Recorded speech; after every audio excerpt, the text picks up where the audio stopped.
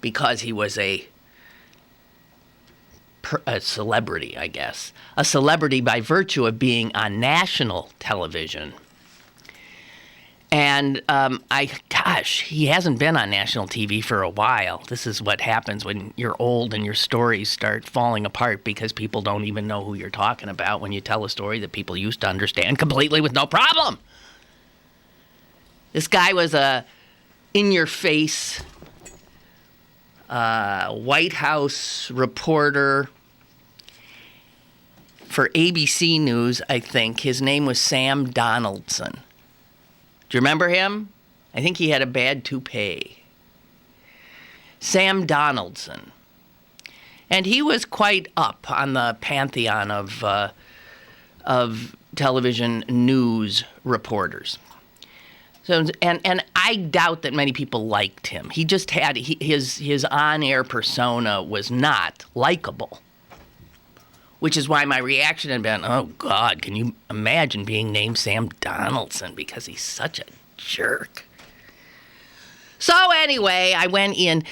This Sam Donaldson that I was going to interview was I think a child psychologist. The subject had, was something about children. Psychology. I'm not telling stories well today, am I? Shoot. So I walked into the green room. I discerned which person standing there was obviously Sam Donaldson, since he was the only male. And I approached him, and with a firm handshake said, "Hello, Mr. Donaldson. I'm Lynn Cullen. I'll be interviewing you." "Hello," he said. And then I said, "Boy," I think I'm still shaking his hand, "it really must be a trial to have to walk around carrying the name of that jerk." You're probably ahead of me here. And then this nice, bearded young man said to me, that jerk is my father.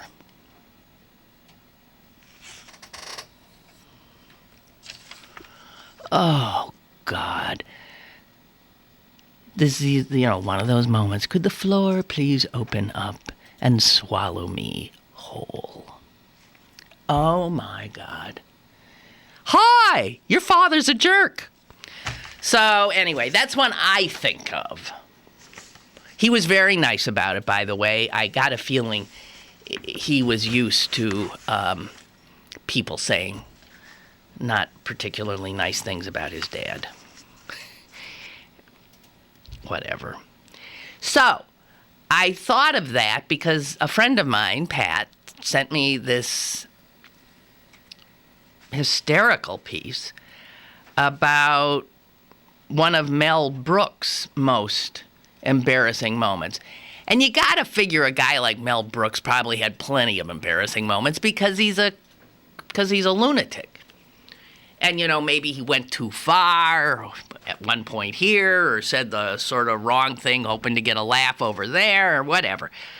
But if you were to ask Mel Brooks what stands out, he will invariably remember this one event that has to do with a Pittsburgher.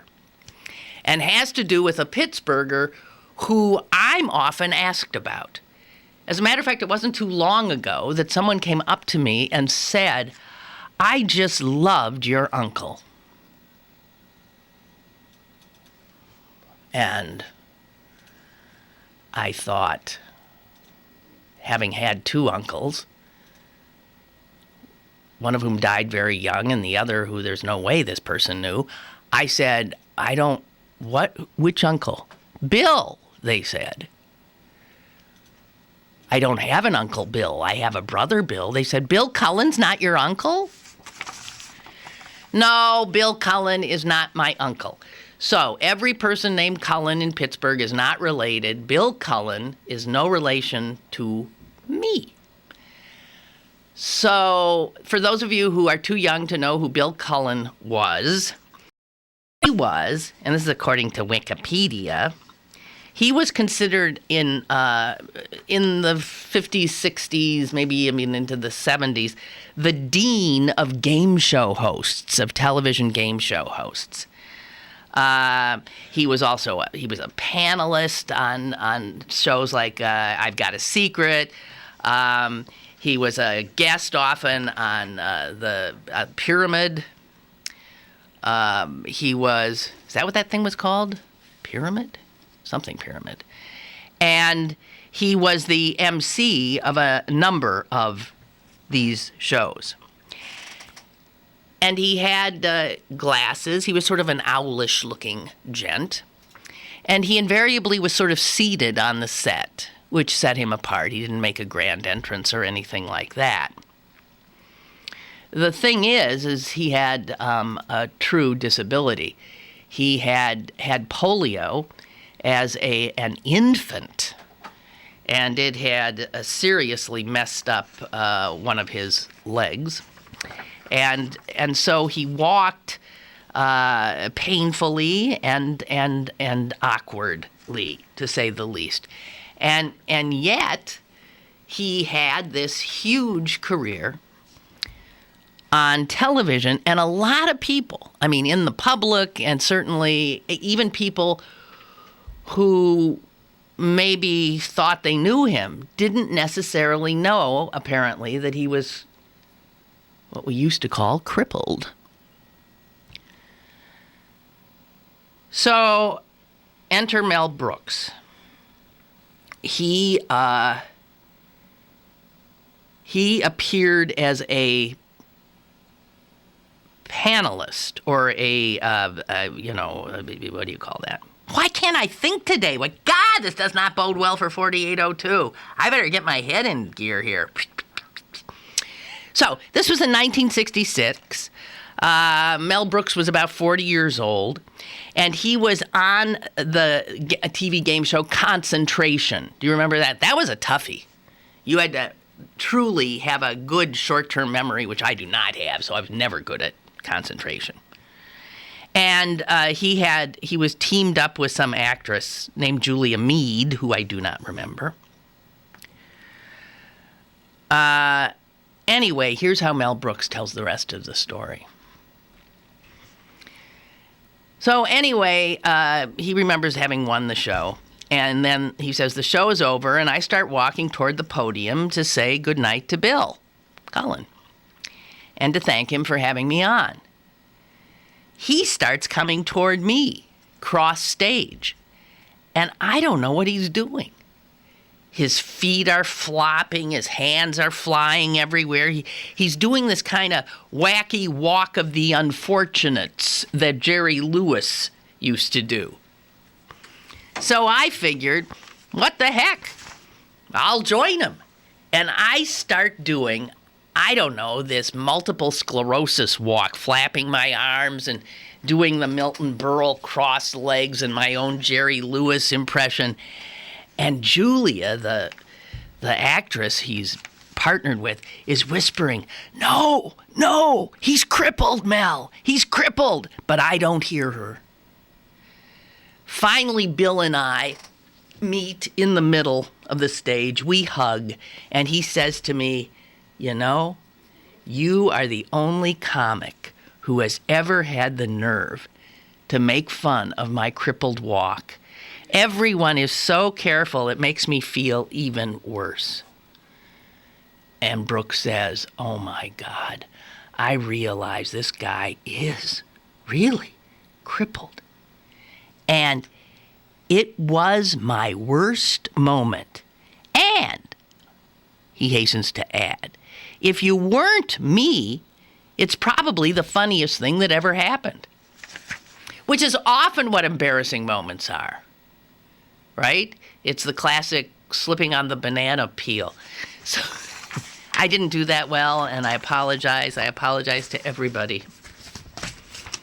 I like to think I can tell a story, but today, obviously, I can't. Wait. Doesn't bode well. It doesn't bode well. Oh. This just in, a release. Allegheny County Controller Chelsea Wagner today notified Visit Pittsburgh. That's the group that, touts our wonderful city and tries to get tourism up here. Anyway, Chelsea Wagner has notified Visit Pittsburgh that her office will withhold nearly, good God, $682,000. Yike, in county funding, pending Visit Pittsburgh's release of information regarding the process used to determine the allocation of $25,000 and maybe $50,000 to Mayor Peduto's undercover boss episode. So it appears that one of the friends that the mayor said gave him the money so that he could then give it to the city workers who appeared on the program with him, that one of the friends who gave him money was Visit Pittsburgh. And here's the problem. Visit Pittsburgh receives some of the hotel tax revenue. And, in fact, it provides 80%, and that makes sense, of Visit Pittsburgh's budget. An entity that is supposed to tout the community and bring visitors here, that it would get its funding from visitors coming here and staying in the hotels. Makes sense. But technically, tax dollars are always public dollars.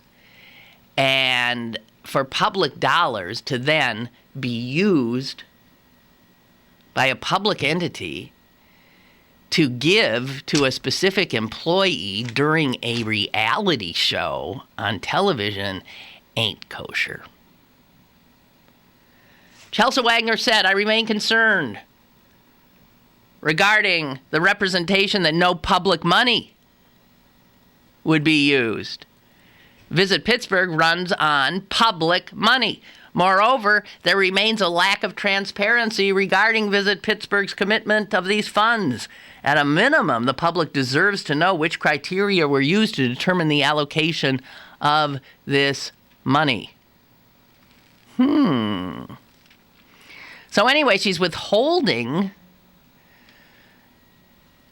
over $500,000 pending answers and clarifications. She has requested a meeting with the board chair. Man, Chelsea Wagner, and I don't pretend to know. She really is out there. Have you noticed that? And I don't have any, I'm not an insider in politics here. She has some extremely powerful enemies. The biggest enemy being the county executive, Rich Fitzgerald, who famously actually threw her out of a party that he was giving. Understand, these are two Democrats, two Democratic office holders. And a good political ally, a great political ally of Rich Fitzgerald is our mayor, Bill Peduto, whose appearance on Undercover Boss is what is behind this latest salvo coming from the county controller's office, Chelsea Wagner. It's a fair question she's asking. I don't know if withholding all that money makes any sense, but it sure does get people's attention, it would seem. I'm certain it's gotten Visit Pittsburgh's attention. It's unclear what happened, why they screwed this up so much. You would think in a money of deep-pocketed people who want to curry favor with the mayor, that what did he have to raise? About $150,000? That wouldn't, or $200,000, that would not be difficult to do. But see, here's the problem. I'm sure people would have said, I'll give it to you, but I don't want this made public. Now the public is squawking and screaming that we need to know where the money came from. So apparently some generous souls who had agreed to give the money have since backed out because they will be made public. So the mayor's still out there begging for money, I guess.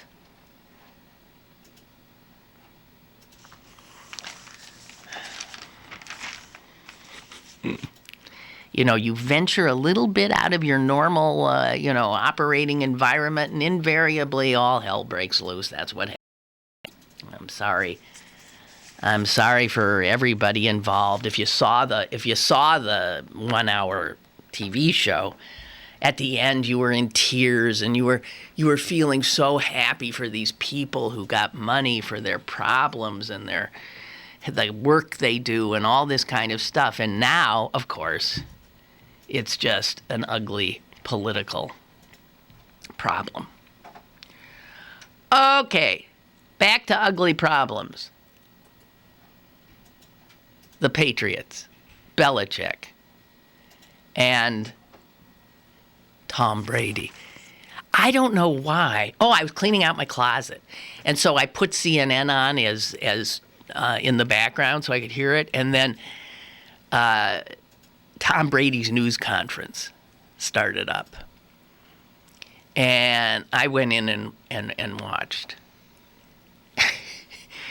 And there was something so funny about it. I mean, if you didn't know what they were talking about, it was funny. And, you can tell that there were a lot of giggles, a lot of jokes. I mean, Twitter was going nuts with jokes because Brady kept talking about his balls. And, I like my balls this, I squeeze them a little and fight, and everybody's howling, and it was infantile. But here's the thing. So Belichick had come out earlier in the day and said, he just kept saying, duh, I don't know a thing. I didn't even know balls were blown up. I don't have a clue. If anyone has a clue, it's Brady, because he's the one who picks the balls, and he's the one who throws the balls. So he seemingly threw his star quarterback under the bus and walked away. And then the star quarterback came back in the afternoon and faced the media. And he essentially said what Belichick said, although he said it in a much more pleasant fashion. But that's not hard to do, since Belichick is probably one of the more unpleasant human beings that we are forced to somehow deal with if we are fans of football. See what I mean? I'm not right today. That was not what I intended to say exactly. I mean, certainly not in that manner. I can't find the words today. I'm sort of in a fog. I don't know why. So,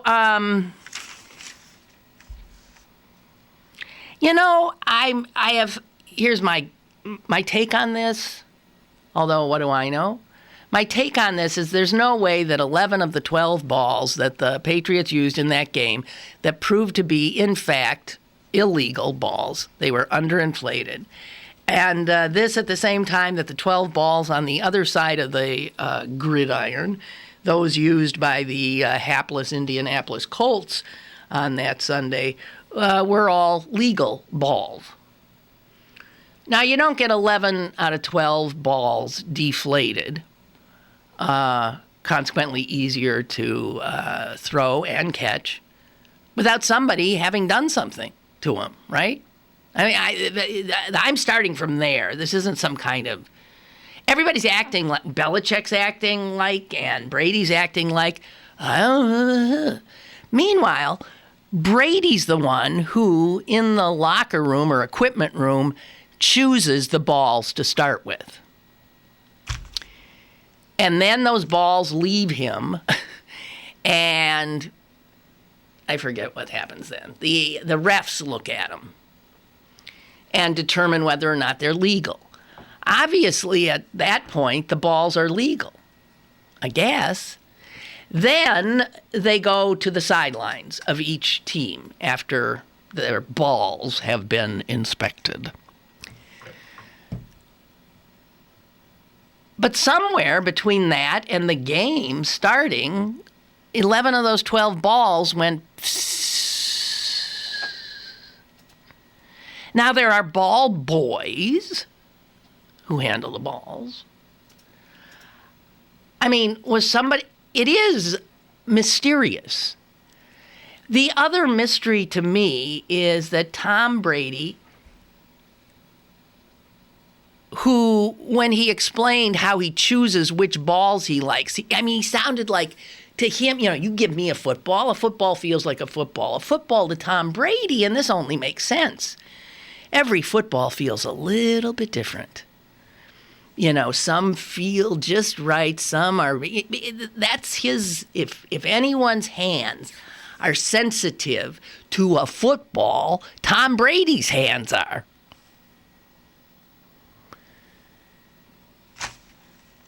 So for him to say that in the course of the game, while those balls ended up in his hands, that he didn't notice they were 2 pounds of pressure lighter than they were when he supposedly chose them so carefully, it doesn't seem to make any sense. But that's what he said. He said during a game, I got other things to do. Somebody, I get the ball from the center. I'm not thinking, that feels a little bit different. No, I'm scrambling for my life. I'm, reading defenses. I'm throwing. I'm this. I don't, which is, it's truth in that.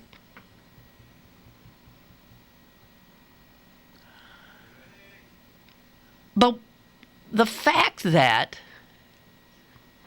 this particular team seems to have these problems pop up every once in a while about, not quite being sportsmanlike, not quite being gentlemen in their playing of the game, but in fact playing fast and loose with the rules and seeking every advantage, even if it means going over the line. And what's odd about that is that this is a team that doesn't have to do that. Anybody would tell you Belichick is, despite being one of the god-awfulest people in the world, is an extraordinary football coach. So they've got maybe one of the greatest coaches of all time. They got maybe one of the greatest quarterbacks of all time. They've got an incredibly good team. Why the hell do they have to cheat?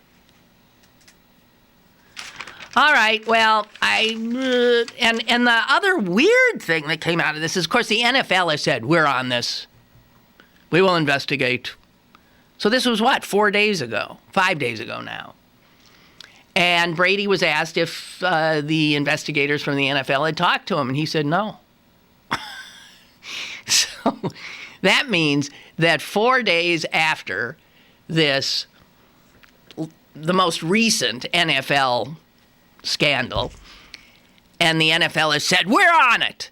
They hadn't even talked to the quarterback. The first person you'd talk to, the quarterback who was throwing those underinflated balls. So the NFL, again, looks like the screwed up and I don't know, ethically challenged and challenged in every way outfit that it is. I don't know. There's something about Belichick and Brady professing their lack of, in Brady's case, the sensitivity to the ball, and in Belichick's case, even comprehension that there's such a thing as air pressure and that it affects balls, which is pretty much what he said, that he did. I never really is hard to swallow. And here's the other thing. And Brady did say this. Hey, guys, this isn't exactly ISIS. I mean, it was like, it was CNN's, story of the day. And he's right.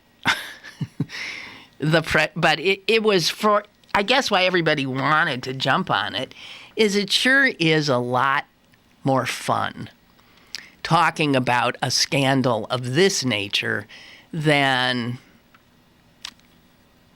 the horror of most of the other stories that make up the news. So I think it's just, it's a bit of relief, in fact, for the chattering classes to have this. And I do understand that, other quarterbacks, including Troy Aikman, another guy I don't like, Troy Aikman has essentially said Brady's full of crap. But there's no way he wouldn't have noticed. So, interesting stuff, I guess. And it does taint the Patriots further.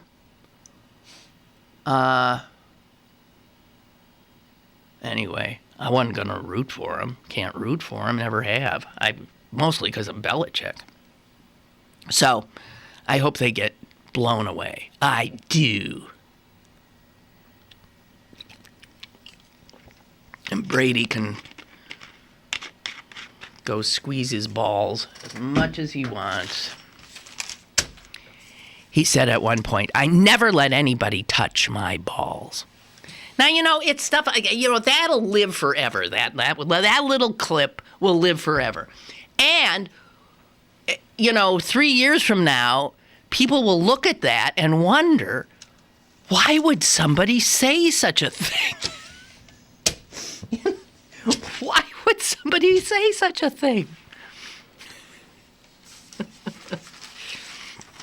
Oh, God. So, my Lord, you guys are quiet today. It's okay. I should be quiet because my brain ain't working. I have been sent something about Beaver County living in the 70s. This is the Beaver County commissioners have passed a proclamation saying a woman should not have control of her own body. Well, hey, it's Beaver County, just to keep the theme going here. Well, I'm looking at the Beaver County commissioners. I'm looking at a picture of these guys. Yeah, sure. Those are the guys that I want making decisions for me about my emotional and physical health. There they are. 5 pink guys. Dennis and Tony and Joe and Vince and Bernie. Yeah, guys, you decide for all the women who live in Beaver County. They unanimously passed a proclamation last night opposing a woman's right to an abortion.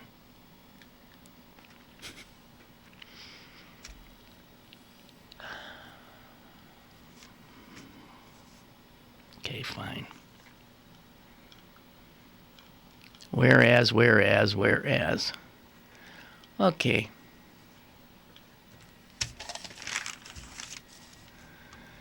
I'll tell you, there's a difference between living in Beaver County and Allegheny County. Such a proclamation would never, ever, ever, first of all, be considered or make its, would never make it onto the agenda, I do not think. And if it did, would be voted down. Back to the 70s. I remember I was telling somebody the other day, you couldn't, I was telling a young girl, you couldn't get contraception. If you were not a married woman, when I was sexually active already, and I was a little bit of a late bloomer, I could not get, there was a point at which it depended on the state. You couldn't get birth control.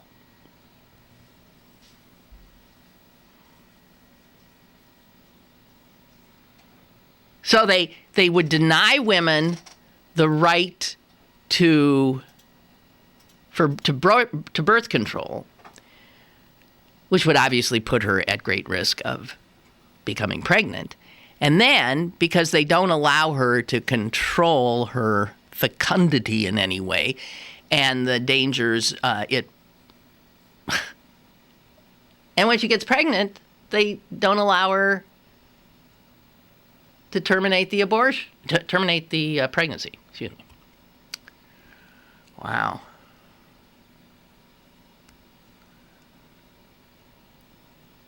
When Fat Mandy was here last Friday, she started singing that song that my friend Jenny wrote, If Men Could Get Pregnant. And it's so true. If these pink commissioners of Beaver County, if they could get pregnant, I assure you, they would want all options available to them. And they would want to make those choices themselves, as they do for all the medical issues which arise in their lives.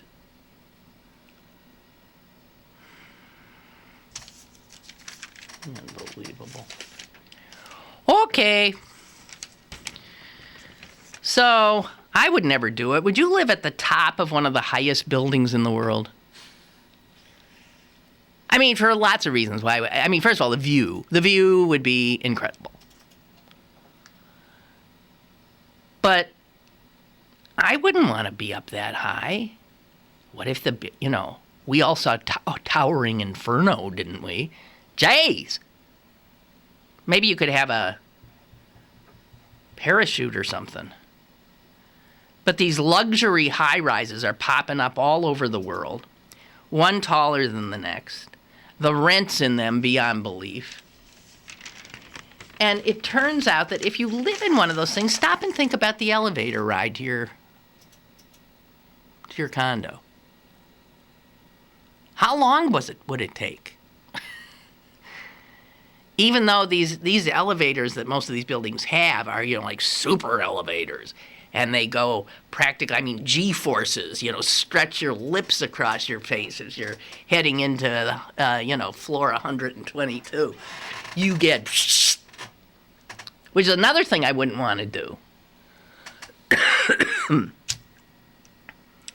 Somebody actually took the time to figure out how many miles a year you travel in an elevator living in one of those high-rises. And to do it, they did something I think which is very, very conservative.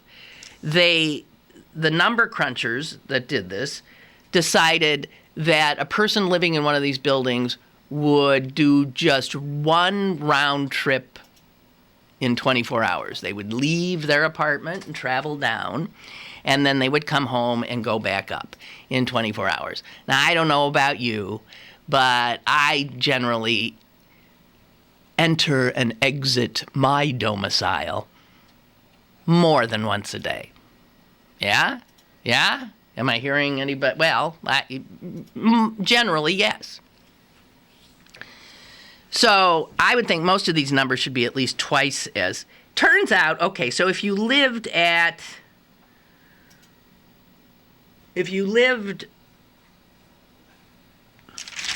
what? Oh, if you lived at 157 in Manhattan, I guess a very, very good address, you would in a year, and this is just assuming you left your apartment once a day, you would travel on an elevator 125 miles a year. But cutting to the tallest, which is in Dubai, the 106 Tower. Oh, no. The one where you travel the most miles is 178 miles at 432 Park Avenue. 178 miles. Jeez. That's a lot of time spent in an elevator. I personally would not want to. Obviously, someone was hard up for a story. Margaret says Tom Brady is pulling a Bill Clinton. By what? Brady saying he did not deflate the balls. Well, I don't know how do you define, I mean, is it easy to pull you need a bzz, and I don't know if Brady did it or if somebody told one of those, some little ball boy is gonna have his head roll, I suppose, by the time this is done. I'm sure none of us necessarily expect the NFL's crack investigators to get to the bottom of it. And clearly, you're not going to expect anyone to tell the truth. Everybody involved is lying, is my guess. Okay, given the fact that we're constantly told that Pittsburgh is just the hottest city in the universe and everybody wants to be like us and move here, this headline in the business section of the Post-Gazette today blew my mind. Did you see it? Growing U.S. economy leaving Pittsburgh behind. What? I thought we were the hot city. What do you mean? We're not growing as fast as the rest of the country? That's what it says. Now that the national economy is growing again, Pittsburgh is lagging behind, according to a report from the Brookings Institution. It does not just lag behind growth in other U.S. cities, but also those of the rest of the world. We are, if you read this article, you would think this is the most hapless, depressed city in the world. Brookings ranked 300 metropolitan areas in the world. We came in 253rd for our rate of growth last year. And even if you go back to the turn of the century, which I still think of as 1900, but I guess now means 2000, we grew at a third of the national average. What? So part of what they say the explanation is that in Pittsburgh's reinvention, we are creating wealth, but not a lot of jobs. And that seems just to be the way things happen these days, right? The wealth keeps piling up, but fewer and fewer people are holding it. And the kind of businesses, I guess, that we are in now are not businesses that produce a lot of jobs like industry does.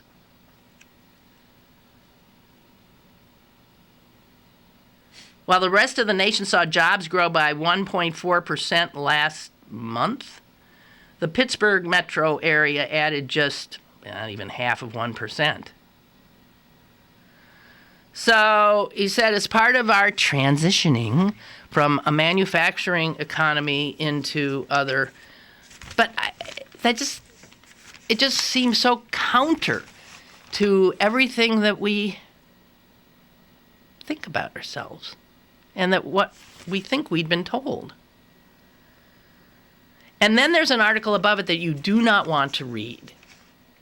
I could not read it. I read the first column and then thought, I enjoy eating in restaurants, so I'm not going to finish reading this. But it's about how wait staff will do terrible things to your food if you're a jerk to them. It's a reason to be very nice to the people who are handling your food. Now, I am. So I would imagine none of these horrors has happened to me. But you guys who are not nice to the wait staff, You do not want to know some of the things that waiters have admitted. How about you order a steak, and before it comes out to you, the waiter uses it to wipe down a garbage pail before placing it next to some extra juicy broccoli florets arranged atop a dollop of spit? I know, right? That's where I think that's pretty much where I stopped reading. This one I didn't finish. I'll do it with you. Because it involved turning the page, I thought, I can't. Let's do it. I remember someone told us how one food worker took an order at a drive-thru where the customer was unreasonably rude and demanding. All right. So that person spit in their food before delivering it to them. Okay, well, I thought it was going to be worse than that. We already dealt with spit. The customer wouldn't know, and other employees would laugh about it. So it does happen.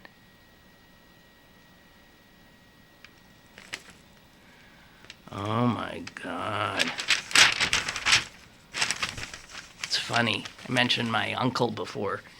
I had an uncle who would demand to see the kitchen before he would eat in a restaurant. And he was so persnickety.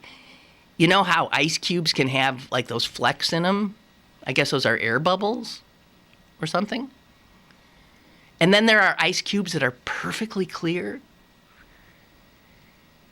I remember he wouldn't ever have ice cubes at our house because ours had flecks.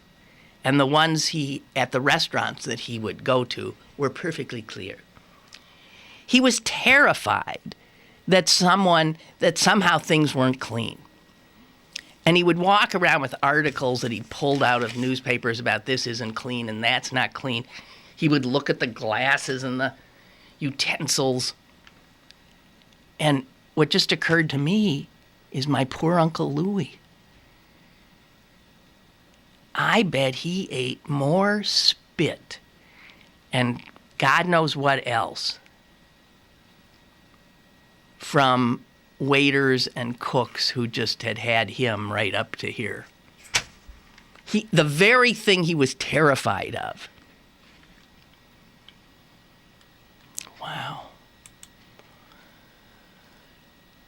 Here's another comment from Tom Brady. And as Colette says, it's funny as hell to read it out of context. Okay, here we go. Everybody has a preference, said Tom. Some guys like them round, and some guys like them thin. Some guys like them tacky, some guys like them brand new, some guys like old balls. They're all different.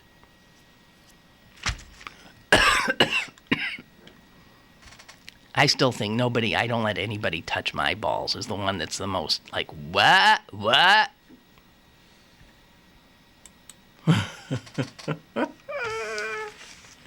Oh, poor Uncle Louie. All right, so an ex-city police officer has written a letter to the editor. I won't read it all, but I'll read parts. His name is Homer Craig, and he says, I know firsthand after 27 years of proud service in the Pittsburgh Police Department that we can all be proud of the overwhelming majority of good officers. During those 27 years, however, I also had several experiences with the institutional racism that existed then and still exists today. And to ignore it puts us all in more danger. It is time for people of all races to speak out. It is my firm conviction that the Fraternal Order Police and Police Chief Cameron McClay should work together with the community because the sides of those police cars say service to the people. Police should be solving problems alongside the community and its own union rather than creating them. If good officers don't speak out, then they seem to side with the racist officers. To say that there are no racist officers is to bury your head in the sand. And to not speak out against racism is to support it. I firmly support the chief's statements and urge the FOP to give him a chance. Well, I thank Homer Craig for standing up and speaking out. He certainly has standing if he was with the Pittsburgh Police for 27 years. And I believe his assessment that probably the overwhelming majority of Pittsburgh police are good people. But we know there's some bad apples. Wow. Okay.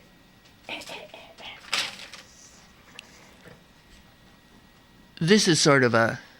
God, is the time going? This is sort of a heavy story. It's about the fact that the Supreme Court is taking up gay marriage, and gay rights groups are just thrilled about this. The assumption is that with the vast majority of states now already allowing gay couples to marry, that there's no way the court would come in and take that right away. But I keep pointing out that you got a lot of people on that court who never will vote for gay marriage. And they're the ones who agreed to take it. And that is the Chief Justice and Scalia and Alito and Thomas. We know those four. Although Roberts may, because he's such a smarty pants, he'll figure out some kind of a way to, to do it. And since this is the Roberts court, the feeling among some of the more astute court watchers is that Roberts could be, because he's done it before, cooking up a little something that will, I don't know, not be exactly what the gay rights people are expecting. And I just wanted to send this your way, and I'm sure we'll see a lot more writing on this as the time comes. I mean, other people have said, look, the court, you can see where history is going here. And no court wants to be seen as being on the wrong side of history. So, and as I said, since most states now allow gay marriage, why would the court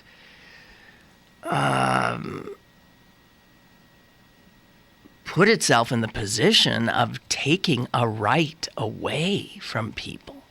It doesn't make sense.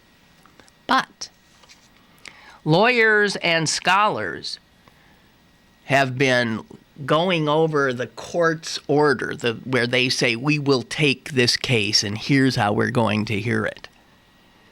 We'll take that case from this state, that case from this state, and we're going to hear it in two separate ways, and blah, blah, blah. They have 4 separate cases that they have pulled together. And the folks who scrutinize these things, like reading tea leaves, some of them do see an effort by the Chief Justice to somehow get a ruling that would stop short of establishing a national constitutional right to same-sex marriage. That's not what people are expecting.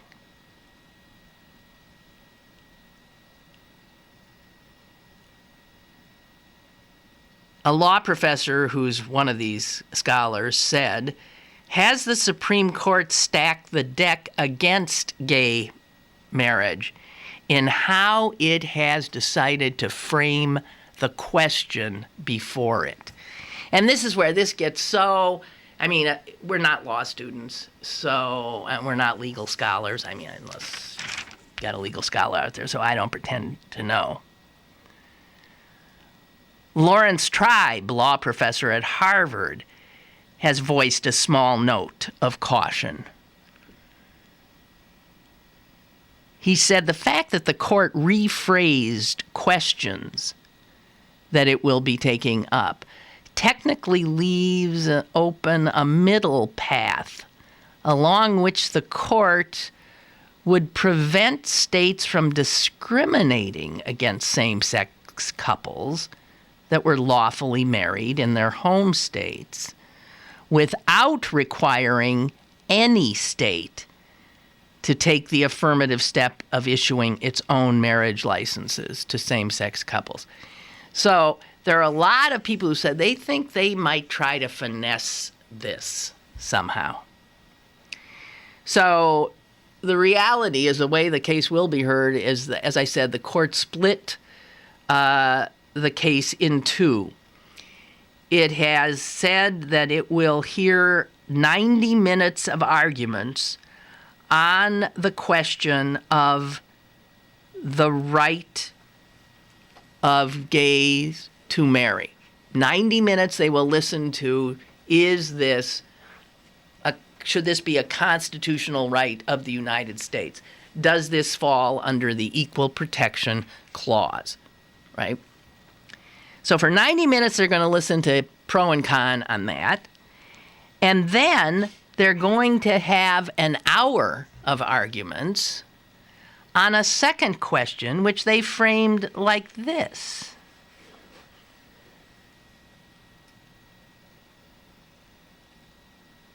Is there a right to have out-of-state marriages recognized?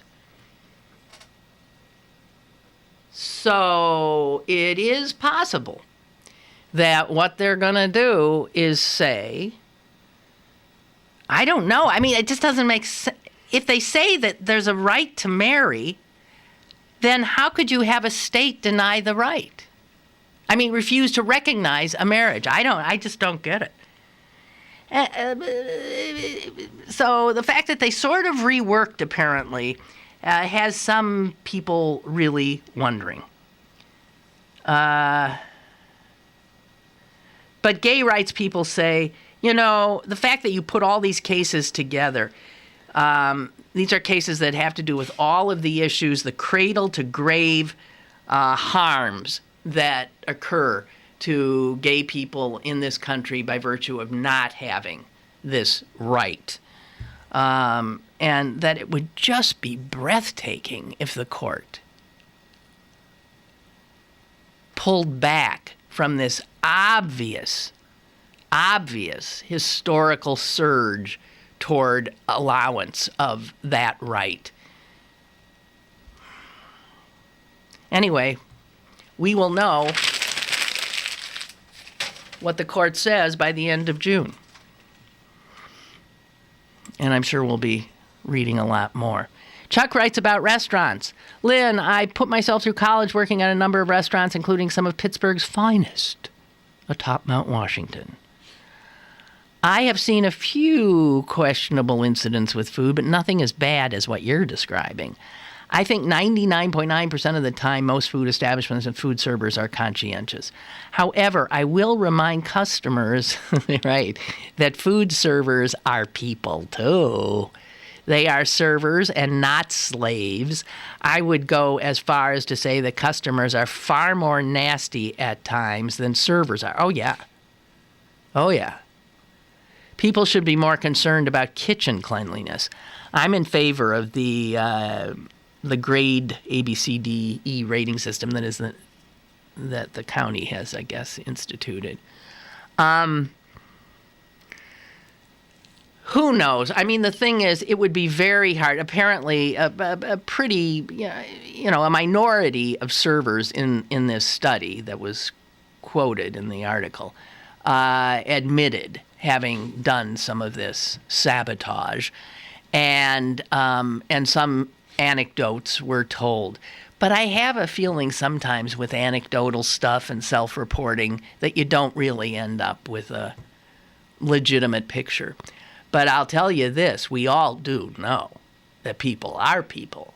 And if you treat somebody like dirt and expect them to wait on you and they have access to your food before you get it, you are asking for potential trouble that you'll never know about, but you will ingest other people's bodily fluids.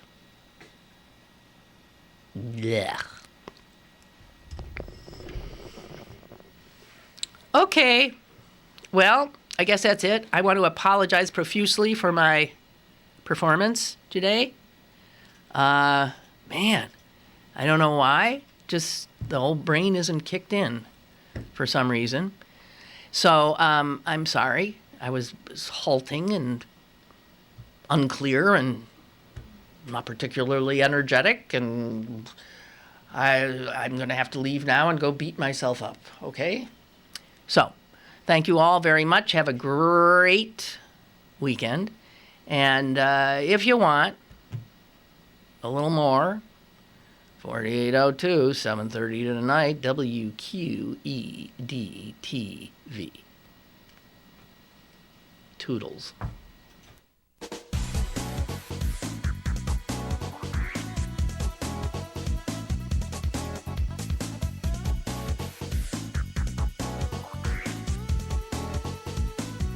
Lynn Cullen Live, Monday through Friday from 10 a.m. to 11 a.m. and archived at pghcitypaper.com. The opinions expressed on Lynn Cullen Live are those of the host and do not necessarily reflect the viewpoints of Pittsburgh City Paper, Steel City Media, and its advertisers.